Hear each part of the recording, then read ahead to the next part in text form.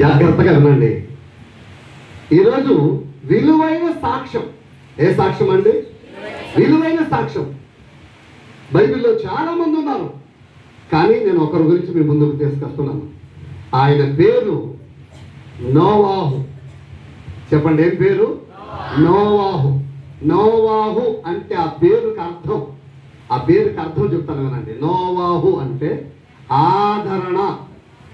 నోవాహు అనే పేరుకి అర్థం ఆదరణ, ఆ పేరుకి అర్థం. అయితే నోవాహు కుటుంబం మీ మధ్యకి తీసుకొస్తున్నాను. ఇప్పుడు నోవాహు కాలంలో లోకం మీదకి విపరీతమైనటువంటి పాపం వచ్చింది.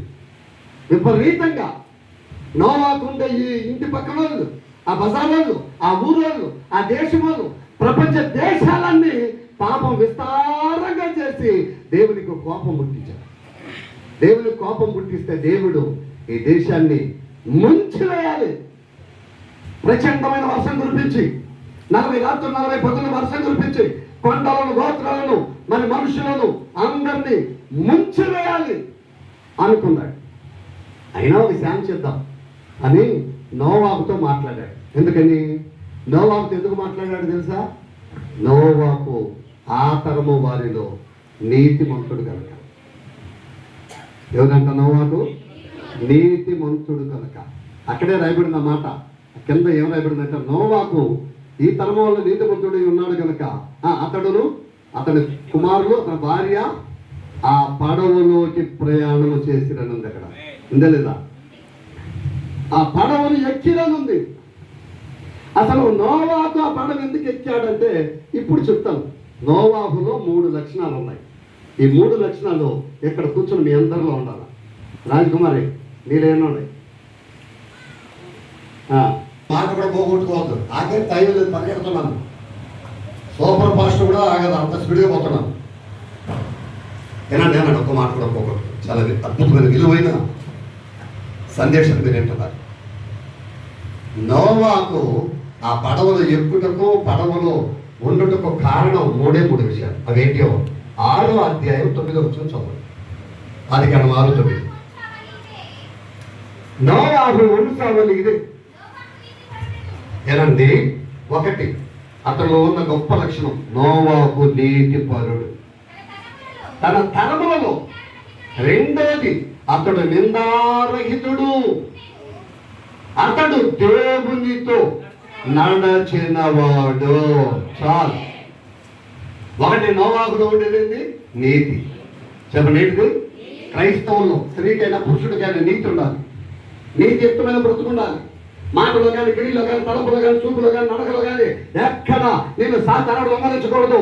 ఎక్కడ కూడా నీకు, నీ జీవితానికి, నీ శరీరానికి, చేతుల్లో, కాళ్ళల్లో, కీళ్ళల్లో, ఒళ్ళులో, శరీరంలో ఉన్నటువంటి రక్తంలో కూడా ఎక్కడ నీచమైన నికృష్ట కార్యాలు ఉండకూడదు. పాపం చోటు చేసుకోకూడదు. నీతిమంతుడుగా బ్రతకాలి. ఎందుకంటే ఆయన నీతిమంతుడు కనుక ఆయన బిడ్డలమైన మనం నీతిమంతులమైన. ఆయన అన్నాడు, నేను పరిశుద్ధుడు కనుక మీరును పరిశుద్ధులై ఉండండి అన్నాడు. అది 1 నీతిమంతుడు నోవాహు. 2వది అద్భుతమైన మాట అండి, చాలా అద్భుతమైన మాట. అది నిందారహితుడు. ఆమె కొంత జోలపడమ్మా, జోలపాడు. 2వ విషయం నిందారహితుడు. అంటే అర్థం ఏంటంటే నిందలు లేనివాడు. నిందలు లేనివాడు. కుటుంబంలో కానీ, ఇంట్లో కానీ, ఇల్లులో కానీ, సంఘంలో కానీ, సమాజంలో కానీ, ప్రాంతంలో కానీ ఎక్కడ కూడా ఏ నింద లేదు. దానియేలు 6:4 ఉంటుంది అన్నమాట. అద్భుతంగా దానియేలు 6:4 ఉంటుంది. శ్రేష్టమైన మాట. లూకా సువార్తలో కూడా ఆ మాట ఉంటుంది. లోకాలు కూడా ఉంటుంది 3:36లో. 1 పేతురు 3:20లో ఉంటుంది. యెహెజ్కేలు 14:14 ఉంటుంది. హెబ్రీ 11:7లో ఉంటుంది. ఇక్కడంతా మాటలు ఉంటాయి. ఎవరి గురించి? నోవాహు గురించి ఉంటుంది. ఒక్క మాట చదవండి. అందుకు ఆ ప్రధానులు దానియేలు మీద ఏదైనా ఒక నింద మోపవాలనని ఉండి. ఓకే అది అక్కడ నింద మోపాలనుకున్నారు. ఎంత చేసినా నింద లేదు. నింద లేని వాడికి ఉన్నాడు దానియేలు విషయం. ఇప్పుడు లూకా 3:36 ఇంకా తెలియదు మీరు? 1 పేతురు 3:20 కానీ, యెహెజ్కేలు 14:14 కానీ, హెబ్రీ 11:7 చదువు. ఆ, ఆ, ఆ, ఆ, ఆ, ఆ. నోవాకు అనే మాట అక్కడ రాయబడింది. ఏనండి, నోవాకు జన్మించాడు. అక్కడ తన జన్మ గురించి రాయబడింది. నోవాహు పుట్టాడు. నోవాహు పుడతాను ఏమొచ్చిందో తెలుసా? చెప్తాను అనండి. మీరు కొందరు బిడ్డలకు అన్న తర్వాత ఏమో పుట్టింది, ఉన్నదంతా పోయింది, ఈడు పుట్టాడు, అప్పులు పాలైపోయి అని అంటూ ఉంటారు కదా. ఏమని పుట్టిందో ఈ దరిద్రపు ఉండ పంప ముచ్చిపోయింది అని కొందరు తింటా ఉంటారు కూడా. ఆడపిల్లలు మగపిల్లలు అట్ట ఇట్లా అంటూ ఉంటారు. కానీ నోవాహు పుడతానే దేశానికి నెమ్మది వచ్చింది.